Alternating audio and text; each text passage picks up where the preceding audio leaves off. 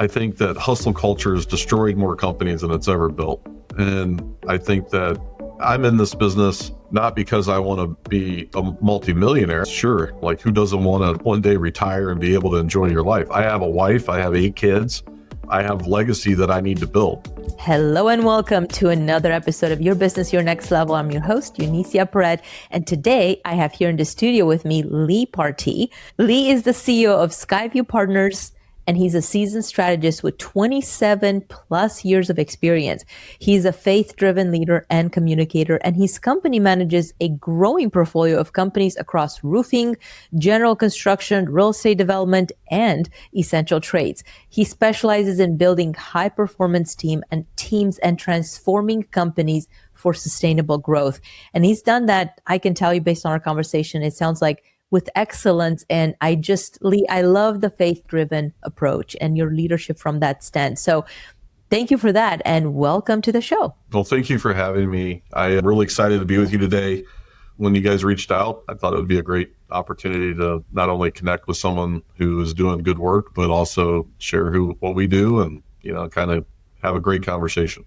I love it. And you and I, just before we hit record, we had an amazing conversation about what you do and what you're seeing, for example, with PE firms and the things and all the ways in which business owners that sold their businesses were burnt by those deals. Perhaps we can get to that. We'll see if we get to that today.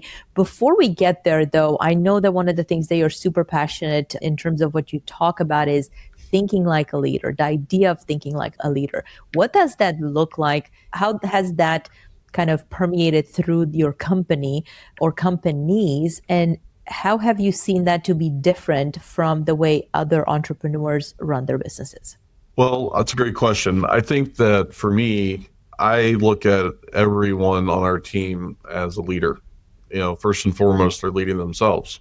I think that the mentality behind that, if you think of yourself as a leader, it really positions you to approach your work way differently, and what we do, is we are, as you mentioned in the introduction, we kind of work from a faith-based perspective, and we utilize something called Buffalo culture, which came out of a group called C12, which is the Christian version of Vistage. And buffaloculture.com they have this thing called a code of conduct, and we have it on every wall in every office that we have. And basically what it says is we operate as a team, we act as a herd, we do these other things, but we not only just preach that, we enforce it. So like if we have an HR issue or we need to, have a conversation around someone's behavior, we not only address the circumstance, but we say, and this is where you violated the code of conduct. And we ask them to kind of review it again and go through it again and why it violated the code of conduct. So we preach that from not only a culture standpoint, but by doing that, you become your own leader, and it really helps shape how you do your work. It turns into our marketing person who's awesome. She's a great lady, but she came from a school environment that was very rigid and driven. And she's like, well, can I do this? And I'm like, yeah, I hired you to do that. Like, just do it, And so being able to empower people in their role is really huge too, from my leadership seat. So we talk a lot about you're empowered to do what we hired you to do.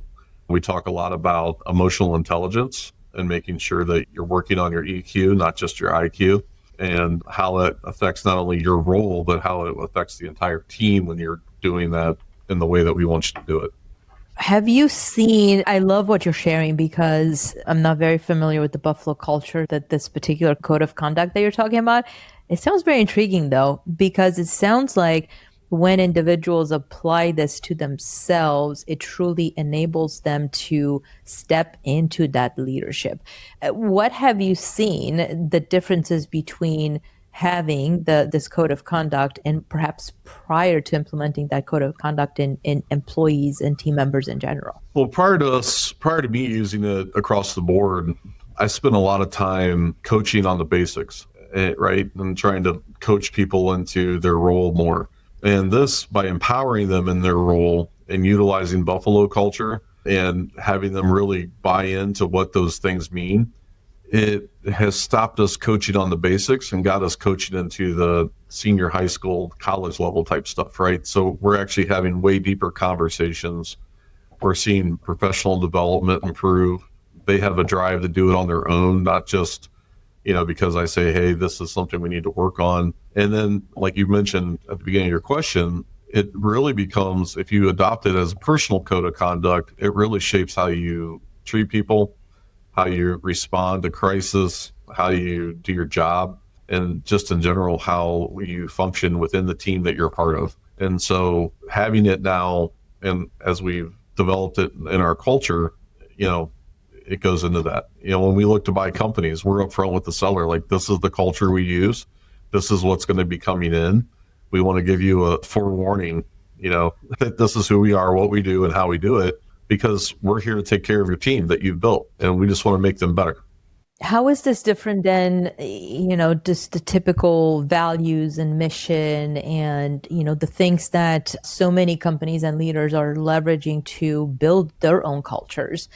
I've seen some really creative stuff out there. How is the Buffalo culture different than those alternative and more traditional methods? So I think it's different, hugely different, in that it really speaks to the individual, not just to, this is what our company does. And because it speaks to the individual, it kind of rises up from that level into the company culture itself. The other thing I think that's really important is I didn't write it. So like, it's not changeable by me. I don't get to divert because I can reauthor it. So it puts a set of standards in place that I'm following, just like the guy at the lowest level of the company. So it really creates something that the entire group is living by and working by and uses as guidelines. And then I think the other big thing is it really sets the mentality of the team. So one of the big reasons I chose to go this route is, one of the first things it talks about is the difference between a cow and a buffalo, which might seem pretty elementary, but when a storm's coming, a cow will turn around and run the other way. Buffaloes turn and head into it because they know that they go and they into it and they approach it and they do everything else, it'll be done quicker. So we head into the storm on a daily basis to make sure that we're not letting anything sit, just as a point inside of the whole structure. It sounds really fascinating, and I can't wait to look more into it, because it comes across as it's an unbiased way to get the team, to your point, at an individual level to self-assess, self-correct, and seek that personal development, not for the sake of the job, not for the sake of the company culture, but for a lifestyle type of a culture. And that is Absolutely huge, because it follows individuals it makes them better and stronger no matter what they do and where they are in life. Well, like Gino Wickman, right? The guy that came up with EOS, he had I don't know if it's his latest book, but a book he released in the last year, it was EOS for life. So like, he took something he developed for companies and he wrote a book about how you can use EOS in your day-to-day life as an individual. This kind of sets the same type of tone. Like, it starts at the individual level. They become part of the herd or the team. And then there's standards around how that operates. And, the other good thing about it is as we grow, it's easy to implement because it's repeatable. Like, I don't have to think about, I'm going to go buy this HVAC company, for example. What am I going to do with these HVAC guys? It's like, here's what it is. This is what we do. And it's not customized, it's standardized. And I think that helps a huge amount because it gets everybody on the same wavelength of how we think and how we approach stuff. It would certainly enable an easier way to scale a broader enterprise. And Right. Especially since you guys are in different industries, it just really wouldn't matter at that point, because to your point, it's standardized and it's easy to apply across the board. Love it, love it. So Lee, let's shift gears a little bit. You talked about as you buy different companies, and you and I talked about, you're looking to purchase special trades companies because there are business owners that are looking to sell, and there are other folks out there that are looking to buy. What have you seen in that space? You and I have seen a lot of horror stories, and I'd love for you to share some of those with our audience, because as you know, a big part of what we do is to step in as a quarterback to help, especially on the selling side. Those guys historically are being taken advantage of, and I know that your heart is in the right place. And you even mentioned, you want to give them the higher value and to make sure that it's a win-win situation. Most buying companies don't do that. And because of that, it just yesterday I was on a call with the husband and wife team. We've known each other for a long time. And for whatever reason, they didn't realize that, hey, before you sell, talk to Excelstra. They didn't. And when we reconnected, they reached out to us, said, hey, we're launching a new company. We need some help. And when we dissected what happened with the sale, what we realized was that one, they got way too little money for the company, and two, they paid way too much in taxes. And when we looked at it, at the situation, they're like, can we undo that? And it's like, no, because unfortunately, once you're past that point, you can't. How can we help business owners that are looking to potentially sell, especially in the trades world? How can we help them protect themselves and get in touch with like-minded and heart-centered individuals like yourself that are looking to buy when there's the competition of the PE firms and the business brokers and all the things out there? So for us, it starts really with we have our code of conduct, but for me, it starts with our vision statement. Our vision statement's real simple. We want to bring hope to anyone we encounter, whether that's a seller, whether it's a client, whether it's an employee, whether it's someone on the street. We want to be able to bring hope to that person. You don't do that by undercutting the guy you're trying to buy out. You don't do that by trying to get one up on somebody.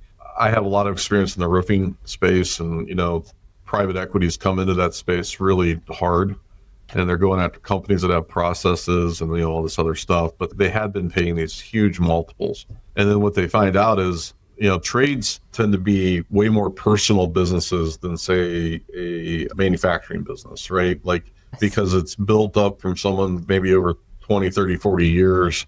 They're trying to, their body's beaten up from doing the work themselves, and they're just trying to find a way to retire and have a life. And some of these guys come in, they throw a big check at them, and then a year later they've shut their company down and their legacy has been destroyed because, they got a check. And then, like to your point, they probably did it quickly. They got enamored with the money. They didn't get any proper advice with a good CPA or a firm like yours.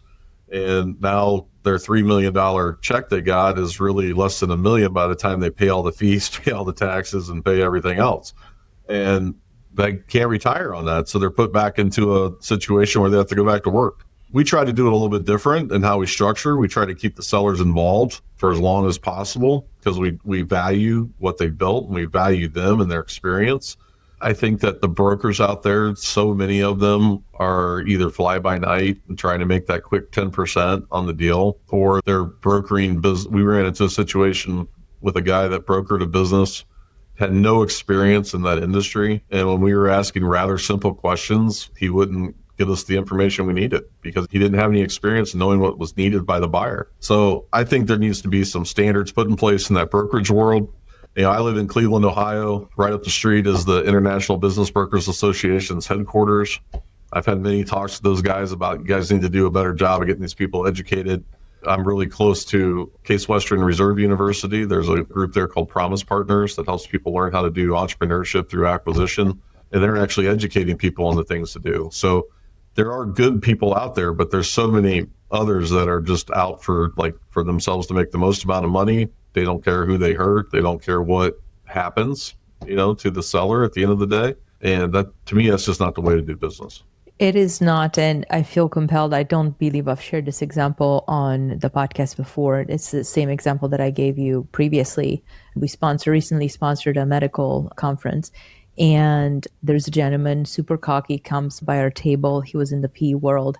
And he introduces himself, tells myself and the team that he's very much focused, that his company is focused on helping the PE firm and working with the doctors on exiting from their practices, selling their practices in essence. And I said, well, that's awesome, because what we do is we work with a lot of physicians, a lot of practice owners, and a lot of entrepreneurs that are looking to sell their companies on, everything that deals with money. We're truly their financial quarterback.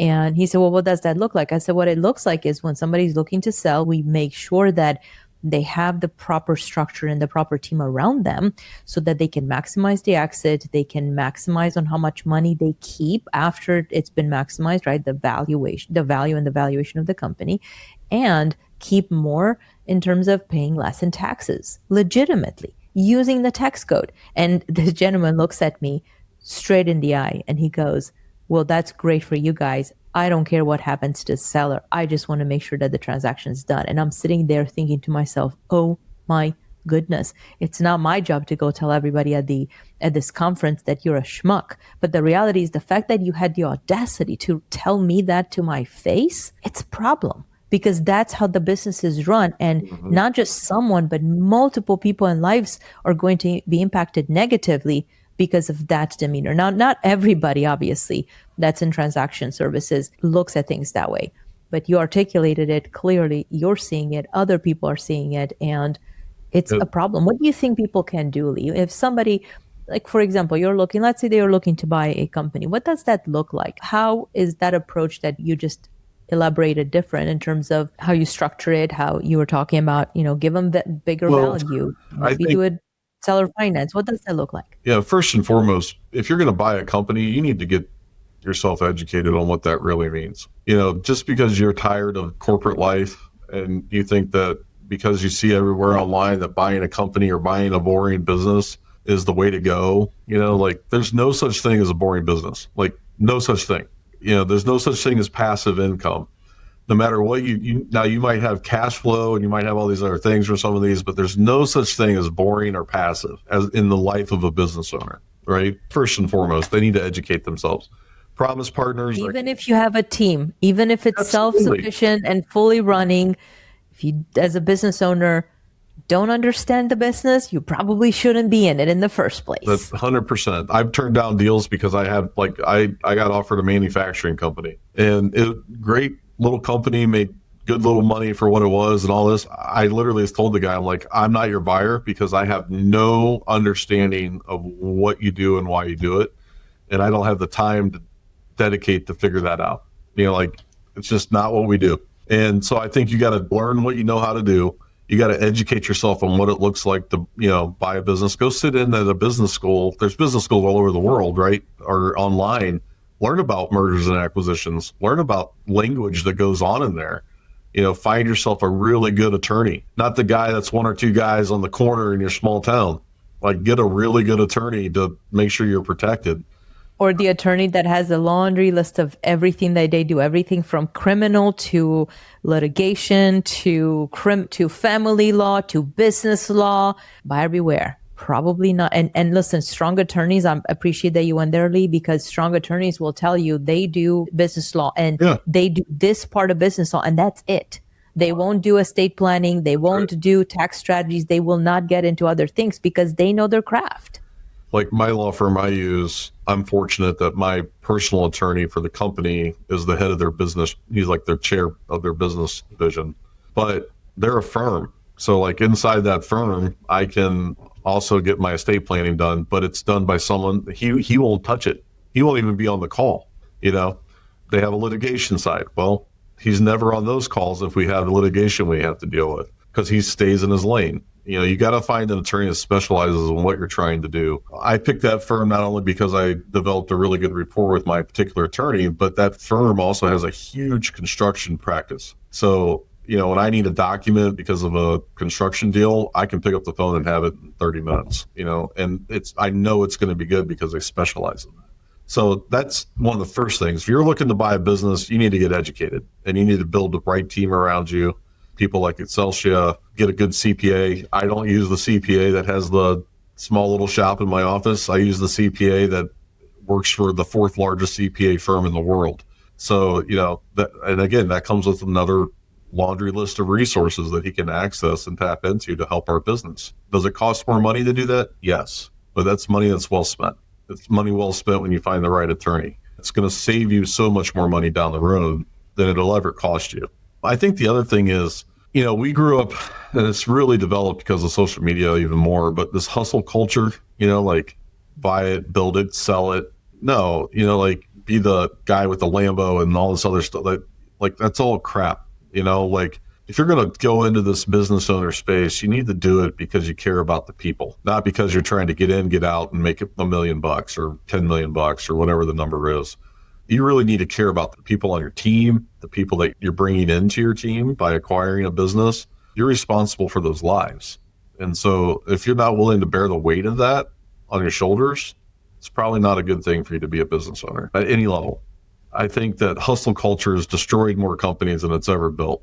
And, I think that I'm in this business not because I want to be a multimillionaire. I mean, sure, like who doesn't want to one day retire and be able to enjoy your life? I have a wife, I have 8 kids, I have legacy that I need to build. So, but I think you need to focus on the legacy piece, not the wealth piece.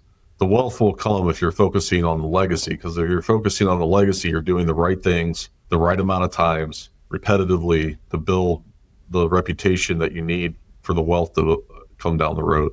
The other thing, I'm not a big fan of the SBA. I think it gets overused, and like all these brokers that we talked about earlier, like that's the first thing, like, oh, you can buy this company at 5% down, SBA. Buying a company at 5% down sounds great, but again, if that's all you have, you're probably not ready to be a business owner, and thinking outside the box, the SBA isn't always the best solution. The going to a bank and getting a traditional loan to acquire a business isn't always the best solution. A lot of times it can be keeping the owner in a minority equity stake, keeping them involved, taking a longer transition period, not like, hey, we bought the company on July 1st. We're the new owner. Go, yeah, Bob's no longer around. I think that causes more issues than if you do a smoother transition, this is like a generalistic statement, right? Like we took over a company, we did have to say, hey, we're the new guys in town. We're here to solve the problems. And we're transitioning through that. That's what's going on with our plumbing company right now. It was a distressed situation when we stepped into it. There are situations, and what you're pointing out, Lee, is that you have to be strategic about it. Oh, 100%. Yeah, like you need to look at every deal as its own animal, not necessarily have just a template that I'm going to buy a company, go to SBA, go do this. I'm going to buy a company, go to SBA, go do this. I'm going to, like at some point you get over leveraged really fast. And I think that a lot of people that are that they're being goaded into becoming business owners, they don't understand, how quickly you get levered, how hard it is to get delevered, what that really looks like. And a lot of them think they're going to replace their 40-hour job with a 40-hour job, As someone, and it's a famous quote that has different variations, is only an entrepreneur would be, we're going to use a nicer, gentler word, silly enough to give up a 40-hour job working for someone else so that they can work 80 for themselves. That's right. Or 90. Or some, or 90 or 100 or whatever it takes. I've been diagnosed as a workaholic at one point in my career, literally. And, my wife, I'm not a believer in work-life balance. I think it's just life and seasons of life, But even my wife is still to this day, she's like, hey, we could use you at home an extra day this week, And I'm like, oh, yeah, sorry. So I think that, I'll work here till whenever, and 5, 6, 7 o'clock, go home, and then everyone goes to bed, and I'm on my laptop till 2 a.m. sometimes. Like that's the life. Regardless of the team you have, you still have massive responsibility. You're not, these vacations you see all these people taking that are these success stories online, and they're promoting a lifestyle to you because they're business owners. You have to understand that took them 15, 20 years to get to that point. And some of those stories are not even true. Necessarily what they're true, right? I mean, yes, you see the glamour, and what we know from people that we know personally, and I'm sure everybody does, it's the real life is very different. Absolutely. I'll never forget a few years back, we went skiing, and I like my personal life. Yes, we're out there on social media, and when it comes to personal life, I don't need to boast in what we do. And that particular year we went skiing, and we were talking with some friends of ours, and I was asked, what did you guys do last week? And I was like, oh, we went skiing. And the response that I got back was one that was, I was left in awe. The response was, well, how would I know that you went skiing if you didn't post it on social media? Nobody would. I'm like, oh, because it's a thing. Like I need to somehow tell people what I'm doing to right. What? To make them feel better or worse about myself or them. Listen, people have lives, let them live them. And you don't have to. This also came from someone that is known to put on the fashion and the glam and all of those things on social media. And what I see happening, Lee, it's not for us as adults. Maybe we can decipher. Not everybody. Most people can decipher, and they know, like I know when I scroll and I've hit my limit, it's like out of there. And it's generally after just a few minutes, because you can start seeing and feeling the flakiness. The challenge that I have with that is it impacts our kids. Perfect example. I was talking to my daughter just the other day, and we got her a beautiful car when she got her license and all of that, and She didn't boast. She didn't post. She didn't. And it's a really nice car. She comes to me. She says, Mom, so-and-so of so-and-so, you were talking about just bearing the weight of doing the right thing. It was the daughter of someone who's in one of the communities that we belong to that is not doing the right thing by the people that are in his business or by the community for that matter. And the daughter is posting with her brand new car, basically boasting in it. And my daughter's like, Mom, I'm not impacted because I know that the pictures mean nothing at the end. But there are so many kids that they're struggling, like it sends them straight into depression because they can't afford the thing. Right. And that's a totally different topic of conversation. Well, It did. brief statement on that is AI is only making it worse. There's no, reality's leaving the social platforms in breakneck speed. And it sends people wanting to spend time in alternative realities more and more. And it's so dangerous because at the onset, it might feel that it's exciting and it's a way to disconnect. The question though is, are they really disconnecting or are they plugging into something else that is a whole lot more addictive than anything we've ever seen in our history before? I think, I've said what might come off as a lot of negative stuff about buying businesses and being a business owner. It is also hugely rewarding, because Absolutely is. you're impacting lives. And for me, impacting lives in a faith-based culture is a great thing. I think that's what God's called me to do, is use business as a ministry. But, I'm 48.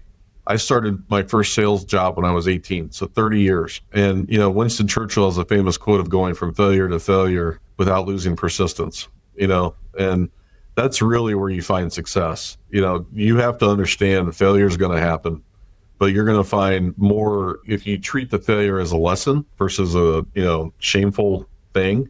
Ultimately, you're going to have success because you're going to go from failure to failure. We fail every day at some level. We're human. It's how we view that failure that makes a huge difference in our lives and as a business owner in our businesses. And, it's how we respond and react to it. And so business ownership isn't for everyone, but if people feel like it's for them, then they just need to take the right steps to make sure they can have the best opportunity and know the real impact of what it's going to do to their lives. And what I would say to that, Lee, because I don't want our listener to feel like they're probably already a business owner. This also applies to business owners, by the way. It's not just if you're in corporate and executive and you're looking to make a transition. Yes, of course, it applies there too. It really applies to anyone that wants to buy a business. And I'll use a perfect example of one of our clients. They've been wanting to diversify into other businesses as well. They're in two very, very niched industries. At one point in time, they got on some sort of a list from a business broker and they were getting all these deals and everything was exciting. And so, of course, they would send the deals over. What do you guys think? And so what we did is we plugged in our M&A team and we had a conversation. We had to sit down and it was like, okay, everything can look amazing. Not everything is meant to be. Because just like you said, is this an industry that you know, like, and trust? And is this an industry you would like to develop more skills in? Well, no. Well, then why are we even looking at it? And so you mentioned something that was very, very key is hiring the right team. It doesn't matter which side of M&A people are on. What I'm seeing, mergers and acquisitions, for those that might need that acronym, whether you're on the buying or the selling side. Yes, you have to have the right team members in place. However, if you just have the team members, this is another point of caution. If you just have the right team members, but it's not a truly cohesive team working on behalf of you in an unbiased way, being the key word here, in an unbiased way, you're still going to leave money on the table. Absolutely. That's just because it's the reality. So if you're thinking of buying a business or selling a business, it's not on one side or the other. You need a team of experts. And it's not just your financial planner or your CPA or your brother-in-law or whomever you're relying on for guidance. This is the step. You're leveling up. It's time to level up. If not, you can still buy or sell the business and do the thing. Are you going to be optimized on the other side? The answer in most cases is no. So from me to you, don't become a statistics, right, Lee? Absolutely. Lee, one of the questions, this has been very, very insightful. I've loved our conversation. And one of the things that I love to ask our guests is the following. In life, we all have had either failures or regrets or perceived failures or regrets, because when you're in the moment, it might feel tough. And what we know is that on the other side, we always learn a really big and beautiful lesson. What is one of those situations that has shown up in your life as an entrepreneur, and what did it teach you on the other end?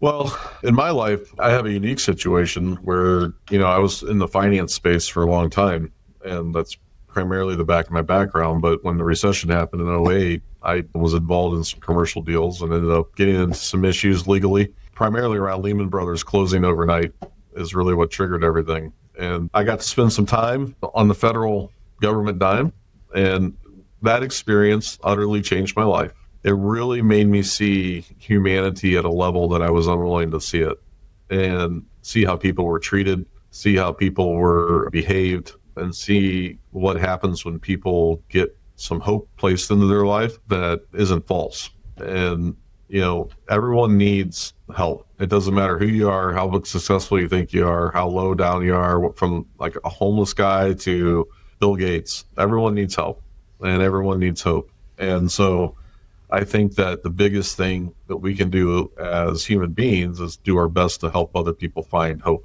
And without hope, there's not much really good that's going to go on in your life, and hope comes from, in my view, creating a faith base, that you have some spiritual life, you have some solid emotional life, mental life, and physical life. And, for me, God's a big part of that. And so when I went through that experience, I wouldn't have been able to do it without my faith. I was able to find a way to share hope in some really dark places. And we saw people's lives changed and families healed through that process. So not just my own. And so I think the biggest thing for me is if you can wake up every morning, or no matter how hard it is, and say, I have hope that today is going to be a good day.